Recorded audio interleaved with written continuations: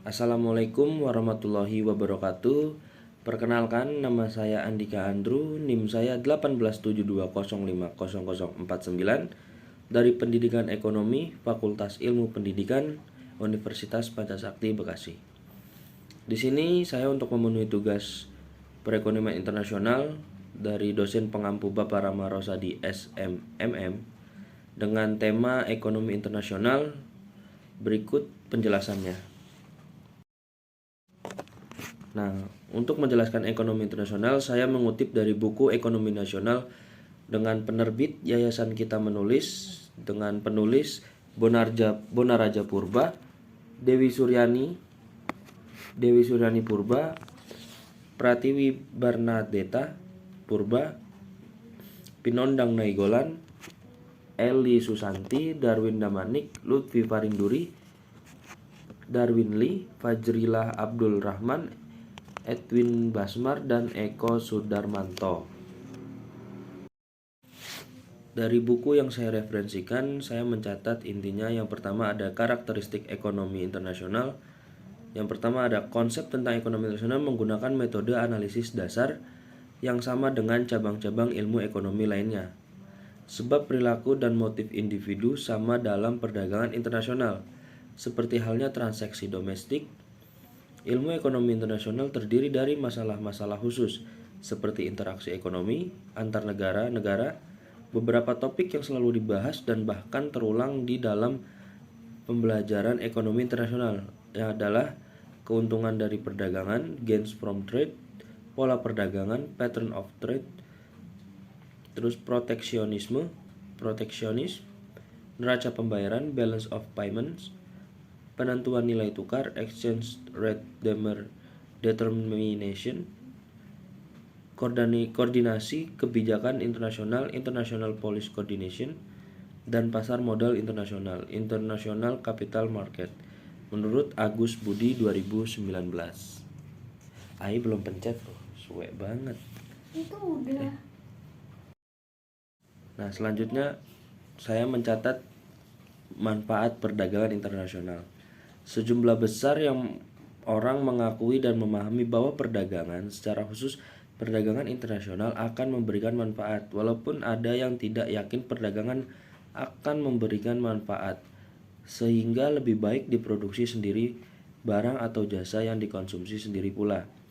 Dengan demikian, perdagangan tidak pernah atau tidak perlu terjadi. Kondisi seperti ini dapat terjadi pada di dalam sebuah negara dengan perekonomian tertutup atau autarky economy.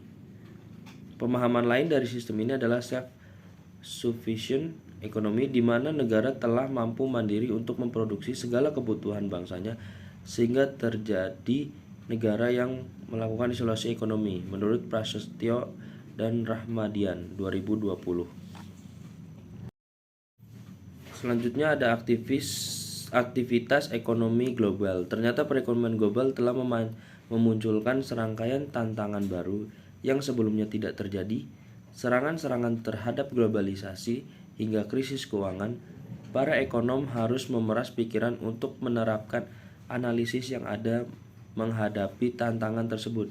Namun mereka juga memikirkan dan mengajukan konsep-konsep penting berkaitan dengan persoalan-persoalan yang ada, seperti dampak perubahan kebijakan moneter dan fiskal dengan pendekatan-pendekatan yang baru. Walaupun persoalan tersebut adalah persoalan klasik yang sudah lama terjadi. Selanjutnya, apakah pentingkah globalisasi untuk sebuah ekonomi internasional?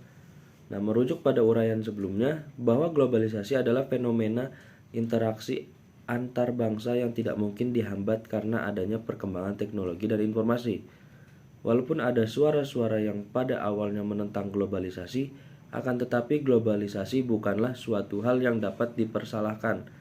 Globalisasi menyiratkan integrasi negara-negara ke dalam ekonomi dunia melalui peningkatan perdagangan, investasi aliran modal jangka pendek, dan migrasi internasional tenaga kerja terampil dan tidak terampil. Sehingga secara luas bahwa proses globalisasi dikaitkan dengan pertumbuhan ekonomi yang lebih cepat, standar hidup yang lebih baik, dan peluang untuk pengembangan teknologi serta kemajuan budaya bagi negara-negara yang berpartisipasi. Oleh karena itu, banyak yang berpendapat bahwa dalam skenario internasional saat ini tidak ada alternatif selain globalisasi. Christie 2002, Ferdiansyah, Tin and Antonius 2016, Romindo et al. 2020, Mardia et al. 2021. Baik, selanjutnya setelah membahas tentang ekonomi internasional, di sini saya akan melakukan analisis SWOT usaha saya sendiri, yaitu usaha seblak. Berikut penjelasannya. Baik, yang pertama itu ada strength atau kekuatan. Nah, untuk saat ini seblak termasuk cemilan populer yang berasal dari Bandung. Hampir setiap hari selalu ramai karena banyak orang yang menyukai, terutama kalangan muda-mudi. Nah, di daerah sekitar belum banyak orang yang menjual seblak dengan rasa otentik. Cara penyajiannya pun mudah. Yang ketiga, lokasi harus strategis, dekat dengan keramaian, di lingkungan kampus atau kos-kosan yang padat. Yang keempat, dalam radius 2 km belum ditemukan kompetitor yang juga menjual seblak. Dan yang kelima, kecanggihan internet mempermudah untuk mencari inspirasi tentang inovasi seblak, mulai dari topping, varian rasa, sampai jenis isiannya, dan tidak jauh dari pasar, sehingga bahan-bahan membuat seblak mudah diperoleh dengan harga. Dan yang terakhir, seblak memiliki harga jual terjangkau dan sangat ramah di kantong pelajar maupun mahasiswa maupun masyarakat kalangan ke bawah. Nah, selanjutnya juga ada weakness atau kelemahan. Jadi kelemahan dari berjualan seblak adalah persaingan usaha sangat ketat karena banyak orang yang menjual produk serupa tidak jauh dari lokasi saat ini. Walaupun kita sudah membuka warung seblak dalam jangka 2 km, radius 2 km, mungkin semakin populernya seblak, jadi banyak warga sekitar yang membuka seblak karena seblak cukup susah divariasikan dengan produk makanan lain juga. Yang ketiga, perubahan harga bahan baku terutama cabai dan bumbu tidak menentu, bisa turun drastis tetapi juga kadang melonjak. Dan yang keempat, resepnya gampang ditiru oleh pihak lain karena proses memasaknya sangat sederhana. Yang kelima, tidak setiap orang memakannya dengan cita rasa yang pedas, sehingga tidak semua orang menyukai seblak. Dan yang keenam, rasa seblak dapat mempengaruhi minat konsumen. Jika tidak cocok mereka, maka tak akan datang kembali membeli. Yang terakhir ada membuat rasa otentik seblak khas Bandung tidak benar-benar mudah dilakukan. Kita harus mengerti resep terlebih dahulu. Selanjutnya ada opportunity atau peluang. Jadi kita harus memanfaatkan peluang dalam membuka usaha seblak. Yang pertama, ciri khas seblak. Rasanya pedas, menjualnya bersama minuman dingin adalah peluang yang menarik. Contohnya kita menjual air jeruk atau es teh. Dan yang kedua ada memanfaatkan aplikasi online untuk layanan pesan antar atau kemasan. Yang ketiga, kecanggihan teknologi dapat membantu perihal masalah penyebarluasan informasi produk, sehingga memasarkan lewat media sosial dan membuat konten menarik adalah cara menarik lebih banyak pembeli. Jadi kita dengan membuat video-video promosi di media sosial itu juga salah satu peluang untuk menarik daya beli pembeli. Dan yang keempat ada membuat bentuk frozen supaya tahan lama dan dapat dijual di marketplace. Jadi kita harus mencoba membuat beku, bahan bekunya supaya bisa tinggal seduh seblaknya. Yang keenam, menjanjikan dengan berbagai macam topping, misalnya mie, odeng, bakso, gurilem, dan sebagainya untuk menarik lebih banyak pembeli.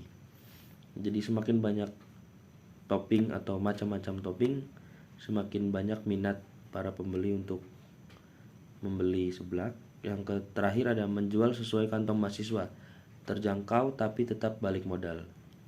Jadi peluang yang terakhir kita harus menjual sesuai, gak usah besar-besar untungnya, yang penting laku banyak gitu. Nah, selanjutnya ada threat atau ancaman.